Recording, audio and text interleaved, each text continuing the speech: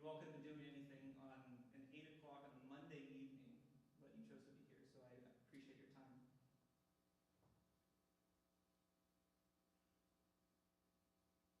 Everything we do is music.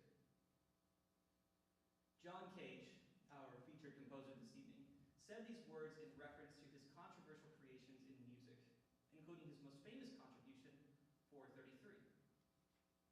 Mr. Cage, like so many of his fellow peers, had been captivated by the philosophy of postmodernism, a worldview that has since exploded and become commonplace within academia.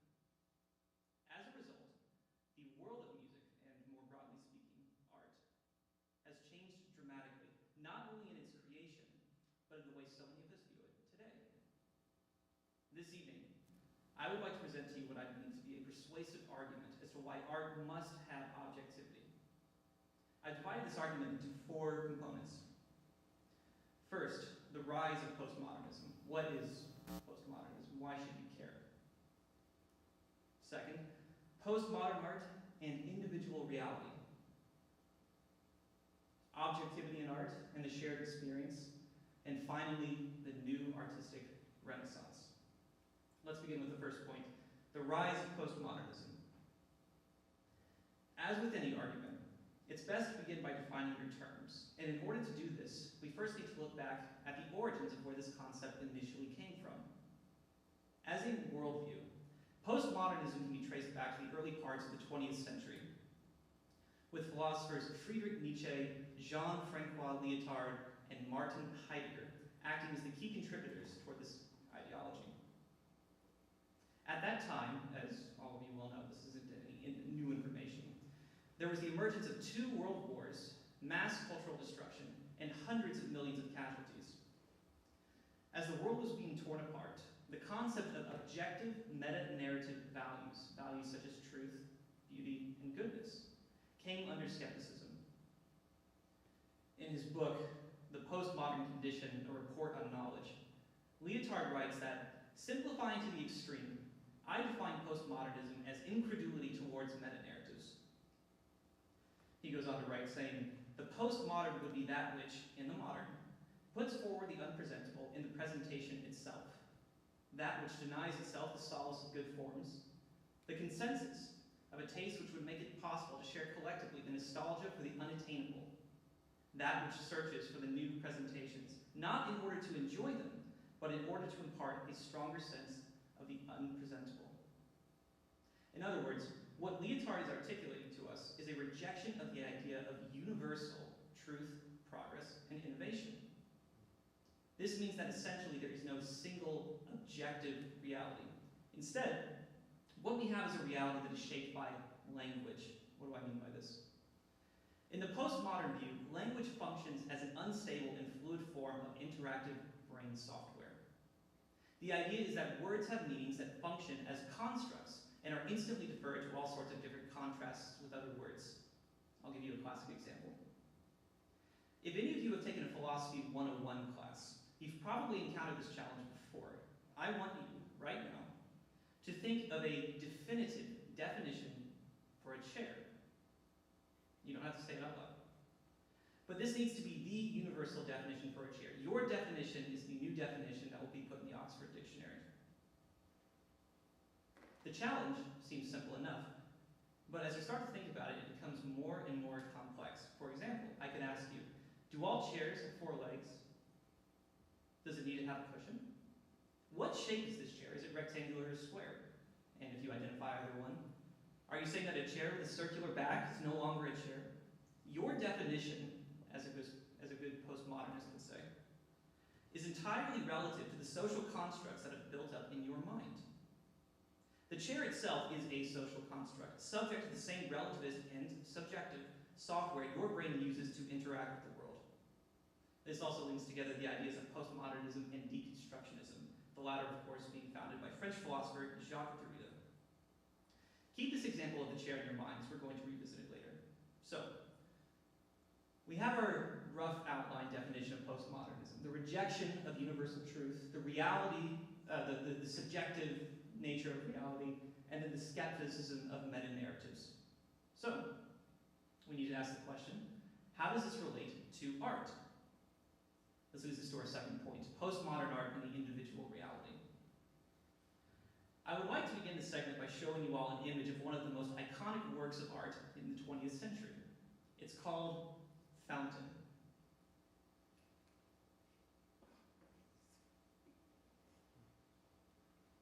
The image you all are feasting your eyes on is a signed urinal created by Marcel Duchamp.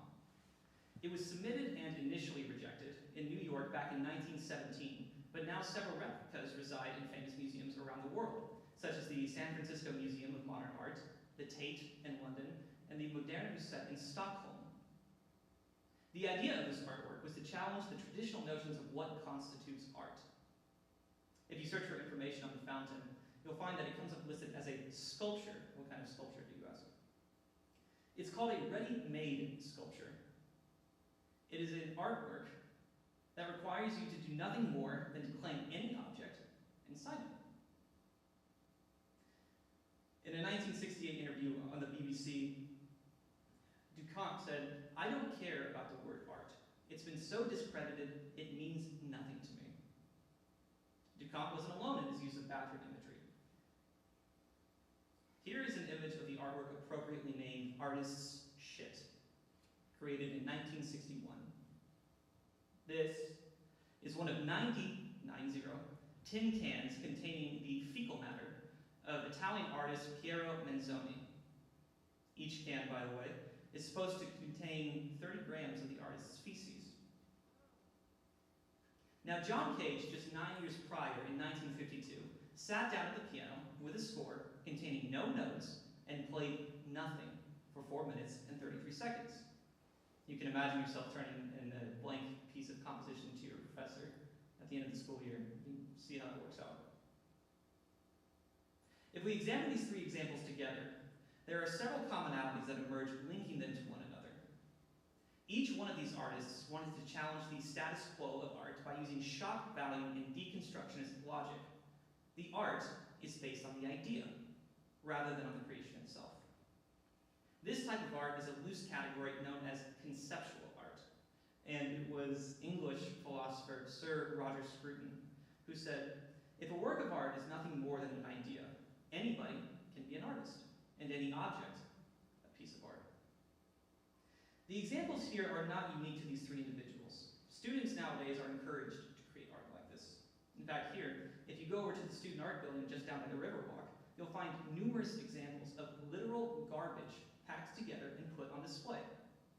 At a cafe downtown, someone had displayed a painting titled, "This is Art," selling for $12,000.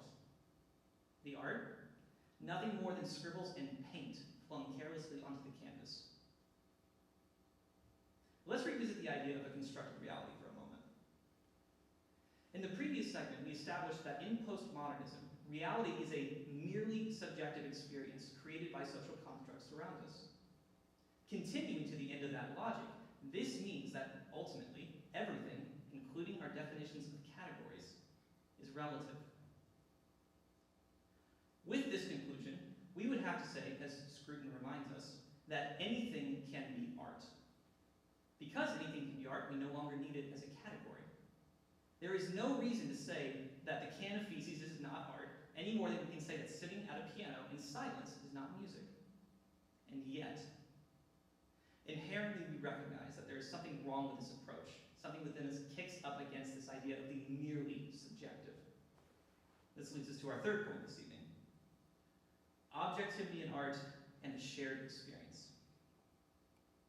In order to demonstrate objectivity in art, we first need to establish the existence of an objective reality, meaning a reality that exists beyond the subjective experience, beyond the individual experience.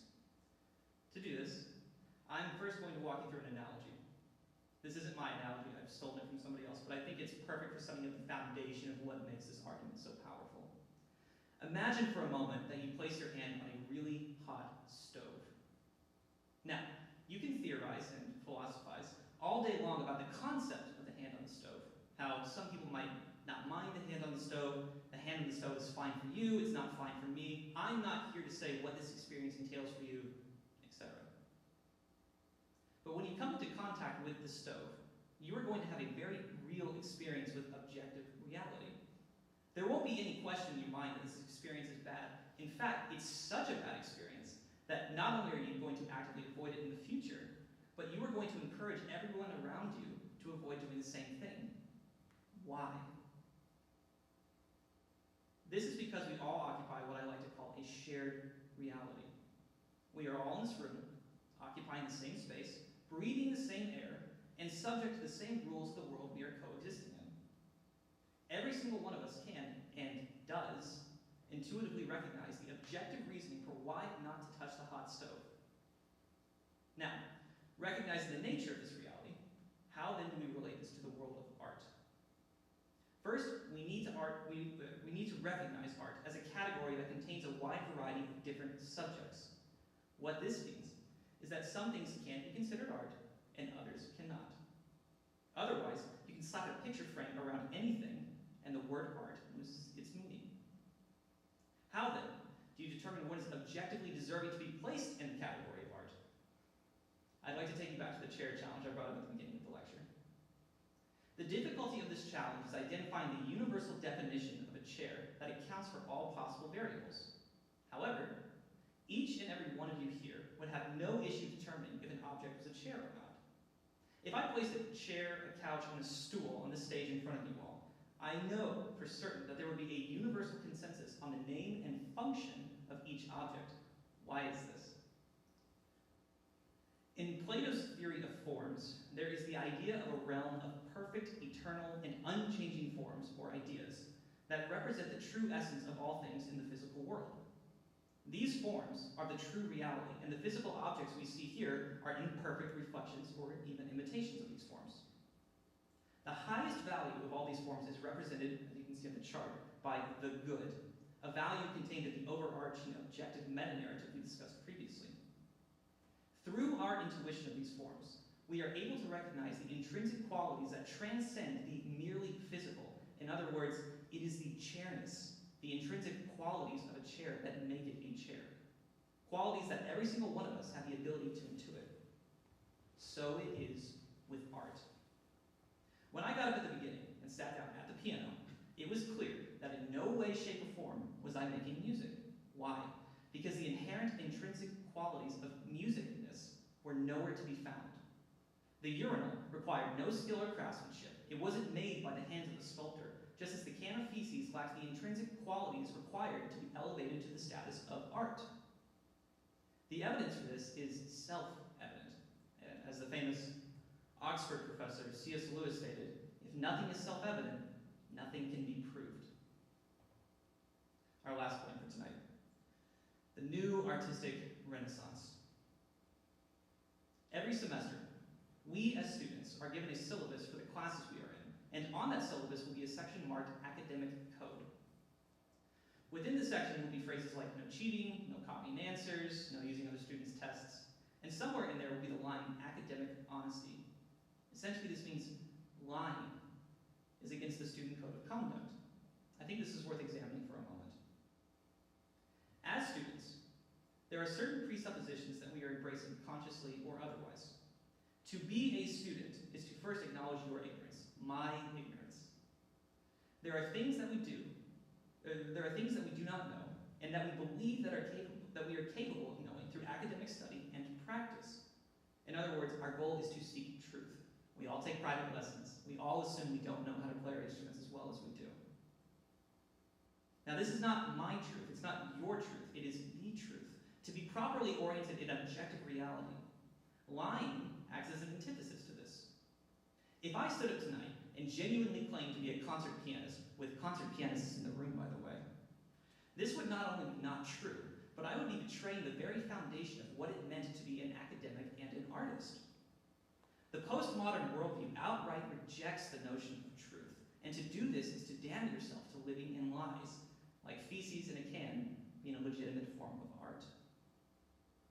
In a world vastly confused and unable to differentiate art, we as the next generation of artists have an opportunity and a responsibility to bring forth the very best of what we have to offer, to plant the seeds for a resurgence and renaissance in the culture around us, not for our glory and gain, but for the furtherance of the highest good that we saw referenced by Plato. The only way to start this is to dump the foolishness of postmodernism and begin to uplift and encourage the art deserving of that elevation.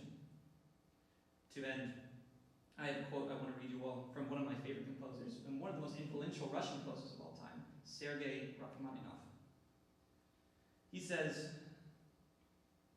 "Don't waste your time on music that is banal or ignoble." I love that word. Life is too short to spend it wandering through the meaningless desert of musical garbage. Words for your consideration.